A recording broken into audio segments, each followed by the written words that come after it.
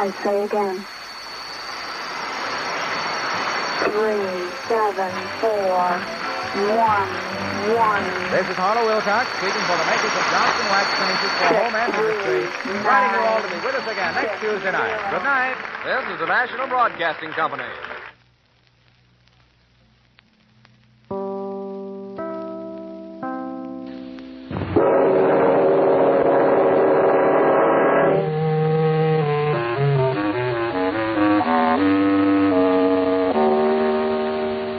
We bring you Creeps by Night.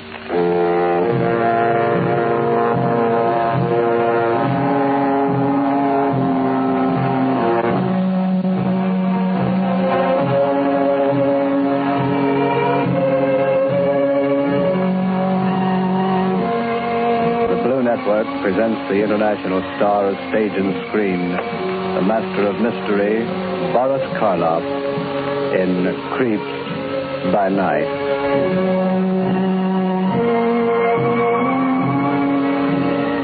How do you do? This is Boris Karloff inviting you to join with us for another dramatic exploration into the unknown darkness of the human mind. Our theme tonight is revenge. We have chosen for you a story that plumbs the very depths of one of man's primary emotions, the eternal seeking of an eye for an eye and a tooth for a tooth. This is the story of a man who waited 20 long and heartbreaking years before the opportunity came to seek vengeance. But when it did, he stalked his prey with the cold and horrible stealth of a black panther. Creeps by Night presents Boris Karloff as George Miller in The Final Reckoning.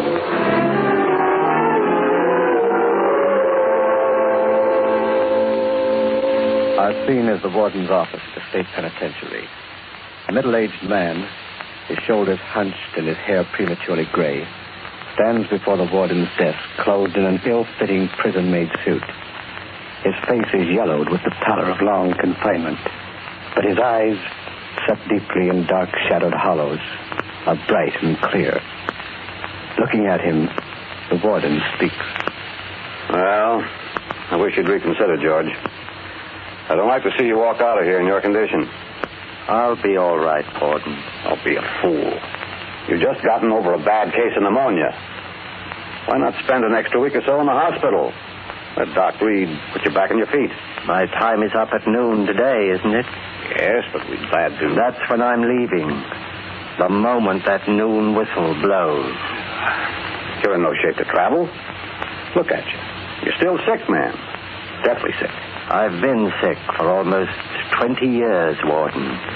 Ever since those iron gates out there closed behind me. I've waited a lifetime for the cure, planned for it. Now I'm going to get it. Oh, you're just being stubborn, George. I don't understand it. You've been a model prisoner in every way. In the entire history of the penitentiary, only 3 men have had life sentences commuted. And you're one of them.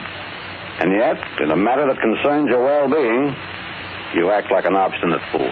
Why? Because I've got something to do. Something very important. What's more important than your health? The thing I've got to do. Wait a minute. Are you going to do something that might land you back in here? Is that it? Don't worry, Warden. You know, come to think of it, George, there's something I've always wanted to ask you. Something personal. Go ahead. In all the years you've been here, why have you refused to see visitors or mail? Why did you completely cut yourself off from the outside world? Well, It all boils down to this. A man ages a lot in 20 years. His voice changes, and his way of talking. His features change. He becomes an entirely different person. Especially in a place like this. Just knowing that you're hemmed in by four walls, it does something to you. Something... Well, that's the answer. It's no answer at all. Yes, it is. I didn't want anyone to see me age, to see the changes that were coming over me. The way it is now, with the George Miller who's walking out of here at 44, is nothing like the George Miller who was brought in at 25. They're two different people. No one outside this prison will ever recognize me. And is that what you want? That's exactly what I want. Why? You've got nothing to be ashamed of. You've paid your debt to society. There's another debt I have to pay to myself. It's been owing for a long time. I don't like the way you're talking, George. What's behind all this? 20 years, Warden. The best part of my life. A minute ago, you asked me to look at myself. I don't have to look. I can feel it down inside. I'm an old man. An old man at 44. Self-pity is a bad thing, George. I'm not pitying myself. I'm thinking about what brought me here. You've got the record right there in front of you. I said I was innocent then, and it still holds. I'm innocent now. That's a closed book. Why not let it stay closed? Because there's an unfinished chapter still to be written. Remember, you haven't served your full term. You'll be on probation for 5 years. I'll remember. I've had a long time to think it over.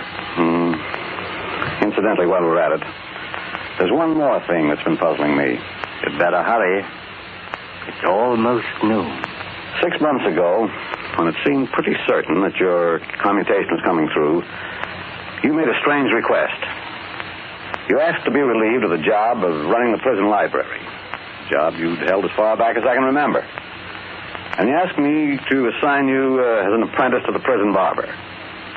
I granted that request, but I wondered about it at the time. Would you care to tell me why you suddenly decided to become a barber? I thought it might be a good idea to learn a trade. That's not true, George. There's the noon whistle. That means I'm a free man, doesn't it? Yes. Goodbye, Warden. Take care of yourself. You haven't answered my question, George. You mean, why did I suddenly decide to become a barber? Yes. I told you. I wanted to learn a trade. And I told you that's not the truth. You're right, Warden. It isn't.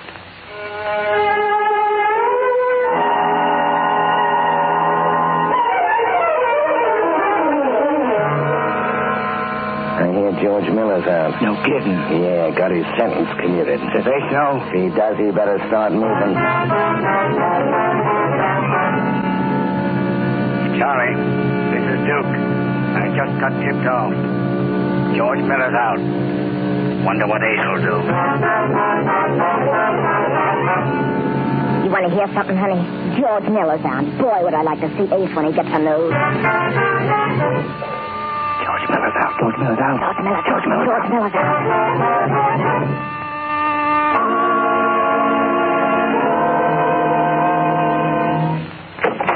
Well, what'd you learn? It's true, Ace. They commuted his sentence. He got out yesterday. What did I tell you? I spend $100,000 a year on smart lawyers, and where do I get my information? From a hophead. A barfly. But Ace... Oh, sure. I'm out of my mind. I don't know what I'm talking about. George Miller's dead. He died in prison 10 years ago. Well, that's what they told us. Who told you? Our sources of information. Your sources of information. Don't make me laugh. Now, look at And I'll get out before I lose my temper. If you don't even... Get out, I said! His sources of information. Vera, get me a drink. Oh, Ace, honey, don't get yourself all upset. Shut up. Ace, Shut up and honey. stay out of this. None of your business. Is that a nice way to talk? Who is this George Miller? I said it's none of your business. What's that? Just a doorbell. I'll answer it. Wait a minute. Now what? Don't open that door till you find out who it is. A ball. You heard me. Find out who it is first. Okay. Who is it? Who is it? No answer, Ace. Damn. Miller, trying to trick me. Ace, right as a sheet. Take it easy. Keep your voice down. Now listen to me. In case anything happens, he threatened me. I had to protect myself. Do you understand? Yeah, but... Ace, what are you doing with that gun? Never mind. You just follow orders. All right. Open the door. Slowly. Ace, hurry. Open it, I said. Nobody here. What's that on the floor? Woo! What is it? A rat. A dead rat.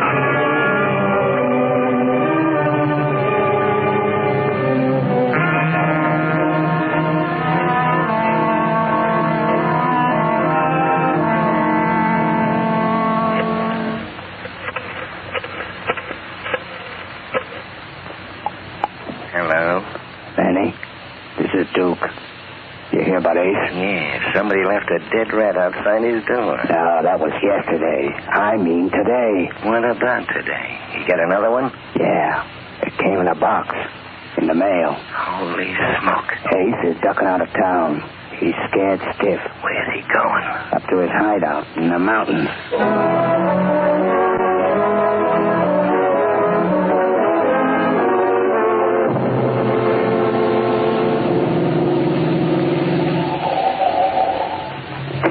All right, take the car around to the back, Chuck. Okay, boss. What about the bags, Ace? Chuck will bring them. Come on.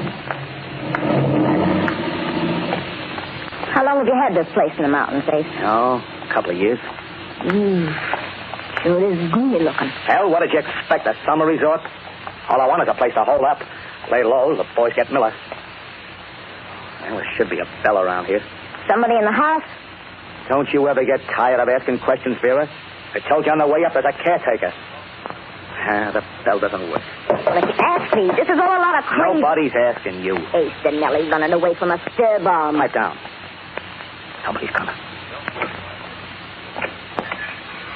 Good evening, Mr. Dinelli. Oh, good evening. Is everything all set? Yes, sir. The master bedroom is ready. We'll go right up. This is Miss Carroll. How do you do? Hello. You're not the same man was here last year, are you? No, sir. That was Edward, my cousin. He's been ill, and I've been substituting for him. My name is Walter. Okay. Bring up a couple of brandies. We'll be upstairs. Yes, sir. I sure hate to be holed up in a place like this for the rest of my life. Well, just say the word, and Chuck will drive you back into town. I'm just kidding, Ace, honey. Well, stop it. Right now, I'm not in a kidding mood. Okay. Now, there. What's wrong with this room? Well, it's very nice. Plenty of space, 4 closets, double exposure. What more do you want? Nothing, darling. Just a kiss. Now, wait a minute. Close the door. Since when were you bashful? Now, look, Vera. Get one thing straight. I came up here to play safe. There's a guy gunning for me. Until he's out of the way, I'm not taking any chances. Sure, I understand, honey. What I don't get is why you're so afraid of this George Miller, whoever he is. What did you do to him? Yeah. In case I sent him up, put him behind bars. Did you? You know, one of these days, Vera, you're going to ask the wrong question. I know. It's none of my business. That's the ticket. Did you tell me one thing, Ace? What? Those dead rats. The one we found outside the apartment door, and the one that came by parcel post in that little wooden coffin. What do they mean? What do you think they mean? I don't know. It's got something to do with George Miller. Yeah, well, you guessed right. Miller's trying to get me jittery. He knows I've got a bad heart. Planting these things to tell me he thinks I'm a rat. A dead one if he has anything to do with it. Hey, Tom. Now, don't worry. I'm safe up here. The boys will get Miller. Yeah? It's Walter, sir, with your brandy. Okay, come in. Just put the tray down on the table. Yes, sir. Will that be all, sir? I guess so. What about our luggage, Ace? Oh, yes. Did my man bring the bags up? Yes, sir. They're in the hallway, sir. Well, bring them in, will you? Yes, sir. Soda or water, Ace? Yeah, I'll take it straight. Where shall I put the bags, sir? Oh, just set them down any place. Yes, sir. Will that be all, sir? Yeah. And don't forget to lock up. I won't, sir. Good night. Night. Night. that yes and no routine is going to drive me nuts. He talks like one of those fancy movie butlers. Looks like a zombie. Here's your drink, honey. Yeah. How about you? No, I better get the bags unpacked first. All the stuff would be wrinkled. Well, here's how. I needed that drink. Now, maybe I can relax. Sit down and take it easy, honey. You know, it's not going to be so bad staying up here for a week or two. Hey, how do you open this bag, Ace? Which one? Yours. Black leather. Oh, there's a little gadget on the lock. Just press it and it snaps open. You got it? Uh-huh. And we'll get a good rest. Oh! What's the matter? Look! The bag. What? Another dead rat.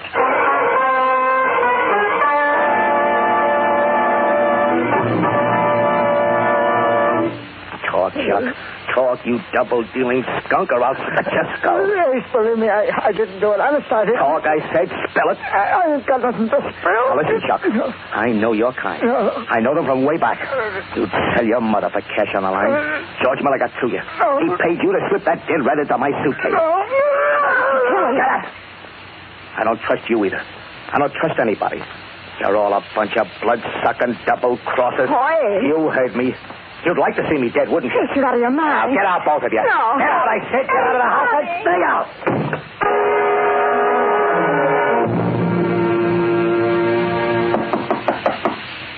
Yeah, who is it? It's Walter, sir, with your brandy. Oh, bring it in. This is the last bottle, sir. Yeah, put it down. Yes, sir. Will that be all, sir? Yeah, that's all.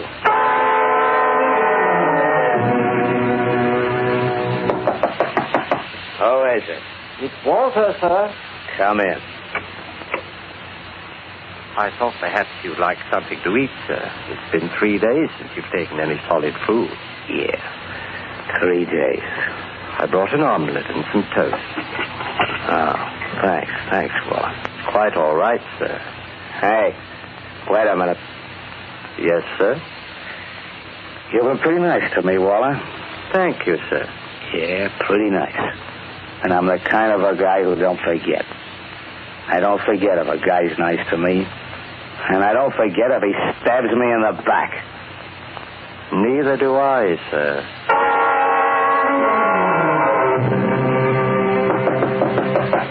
Come in. I'm sorry to disturb you, sir. It's all right. Come on in and close the door. Yes, sir. What do you got there, Waller? Well, I thought now that you're feeling a little better, sir, that perhaps you'd like to be shaved. Been almost a week, you know. Don't tell me you're a barber, too. I have been a barber, sir. Well, I could use a shave, I guess, all right. If I may say so, sir, I think you'll find it very refreshing. Okay, go ahead. Where do you want me? The chair you're sitting in will be all right, sir. I'll get some warm water in the bathroom. You know, Waller, I've been thinking. When I go back into town, I'm going to take you with me. Yeah, I could use a man like you. That's very kind of you, sir. I like people like you around me. People who don't ask questions or get in your hair. Take care of what you're supposed to, and that's the end of it. I try to keep my place, sir. You got the right idea. Now, what'll I do, lean back? In just a moment, sir. I'll have to fasten the strop to the back of the chair. I want the razor good and sharp. You'll need it sharp for this beard. Yes, sir. You must have been wondering about me these last few days, Waller. No, sir. Not particularly. You mean you wouldn't like to know why I've been hiding out here in the mountains? Sure, you must have a good reason, sir. Yeah, you can say that again. Someone's gunning for me. Gunning for you? Uh-huh. Somebody trying to get me. Guy named Miller. George Miller. The name sounds familiar. He got a life sentence for murder about 20 years ago. Yeah, there's quite a story on it in the papers. He killed a girl. Did he? That's what the jury thought. They gave him first degree with a recommendation for mercy. That saved him from the chair. What did you think? What did I think about what? Lean back, sir. I'm almost ready for you. Hey, isn't that razor sharp enough yet? Not quite. I haven't used it in some time. What did you think about George Miller's conviction, sir? What's the difference what I thought? The jury cooked his goose. Did they? Yep. Oh, come on. Well, if you're going to shave me, get to it. I'm ready now. Lean back, sir. I'll soap you up. Okay. I assume this George Miller is out of prison now. Yeah. Got a commutation. Hey, you sure you don't need a lawnmower to get this beard off? I can do very well with a razor, sir. You know, I'm going to feel like a new man when you get through. Yes, a completely new man. You're a funny guy, Waller. You talk like a college professor. I've had a lot of time to read and study in the past 20 years. A lot of time. Yeah? That's enough soap. Now just relax, sir. Does the razor pull? Nope. Feels all right. That's fine. Nothing like a good, sharp razor. Yeah. Now don't move. It's rather difficult shaving you in this chair. If you move, I may cut your throat. That's not funny. It wasn't meant to be funny, Ace. What did you say? Sit back, Ace. One slip and you're finished. You're a dead rat. George Miller. That's right. It's been a long time, hasn't it, Ace? George, you wouldn't kill me in cold blood, would you? This isn't cold blood, Ace. This is hot blood, heated for 20 years. That's how long I've waited. Feel how sharp the razor is. No, George. Be careful. Doesn't take much to split a throat from ear to ear. You know that. George, I'll give you anything you want. Name your price. You couldn't meet it. Only one thing can pay for those 20 years. George, I've got a bad heart, you know. Yes, so I've heard. All I'm asking for is a break. Did you give me a break when you framed me and set me up for life? I figured you beat the rap. I never thought they'd convict you. Then you admit framing me. Yeah, but I never figured... You admit that you killed the McGuire girl because she knew too much, because you wanted her out of the way. Yeah, but that's enough. It's more than enough. Now feel the razor on your throat. Cutting. No, George. No. Cutting deeper. Down. Deeper.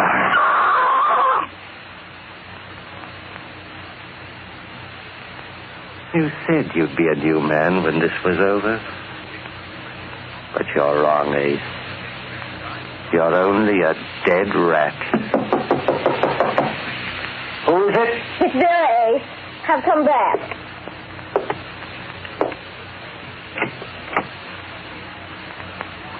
Come in, Miss Carroll. Oh, hello, Walter. Is Mr. Dinelli... Oh, there he is. You're shaving. Ace, darling. I couldn't stand being away from you. I had to come back. I couldn't... Walter, what's the matter with him? Is he asleep or something? I'm afraid not, Miss Carroll. Then why is he slumped in the chair? Why are his eyes staring that way? Why doesn't he move? He can't move. He's dead. Dead? Oh, no. Walter. Yes, he's dead. And my name isn't Walter, Miss Carroll. My name is George Miller. George Miller? George Miller? Yes. Then you killed him? No, Miss Carroll, I did not kill him. You don't see any blood, do you? But he's dead. You said he was dead. I'm afraid I played rather a gruesome joke on him.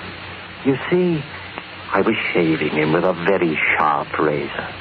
After I told him who I was, I held the back of the blade, the dull side, against his throat. As you know, he had a bad heart. Unfortunately, it couldn't stand the strain. You murdered him. You got the chair for this. You're wrong, Miss Carroll, quite wrong. Ace Janelli died of a heart attack. That's what a medical autopsy will show. You caused it. You brought it on. That would be very difficult to prove. I figured this out so carefully, Miss Carroll. I paid with 20 years of my life for a murder I did not commit. And now there's nothing the law can do to me for one that I did commit.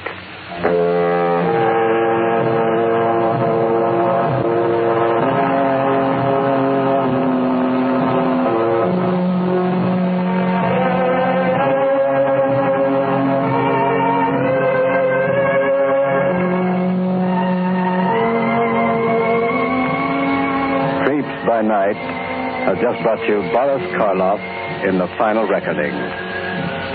Be with us again next Tuesday night at the same time over most of these stations when Mr. Karloff will present another weird mystery of the mind, The Hunt.